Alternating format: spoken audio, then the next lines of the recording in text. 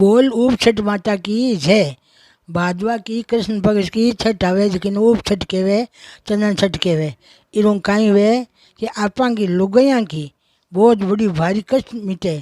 आपा बचपन में जाने अजाने कहीं जो कोई अपन पाप रो छांटो लागो है तो अपन जो कोई पिंड चूल्हे लागा हाँ तो अपन वो पाप लागे, वो पाप रो बड़ो भारी अपन नरक भोगनो पड़े। ये वास्ते थाने में बेना बेटा हमारी पोचा के हूँ भले टाबर रोवो चाहे घर का की गालियाँ काढ़ो पर चाहे रसोई मची बनाई जो बारो पल्लो मची छुई जो थाने चंडाल बनना पड़ेला। बेटा तेने हाथ जोड़ जोड़ के हूँ ते चंडाली जोड़नी टलनी चाहो तो टली जो। ईरो भर्त सगड़ा छोटा मोटा सब कर जो कर पर कहीं नानी है, दादी है, माँ है, अपन कोई बुआ है, बेना है, कोई गयोड़ी है जकाने बाने संकल्प ले दीजो कि क्यों कि लुगेर जमारो एड़ो ही है तो बाने मोक्ष वेला ने जबे नदगा में झूलेला। मैं नहीं बोलूँ बेटा, शास्त्र बोल रहा है, शास्त्र अनुसार मैं थान कह दूँ ना लेनो धो लेनो और व्रत करो। जो दिन नमक मच खाईजो, रात का है जो कोई मीठी चीज़ खाईजो।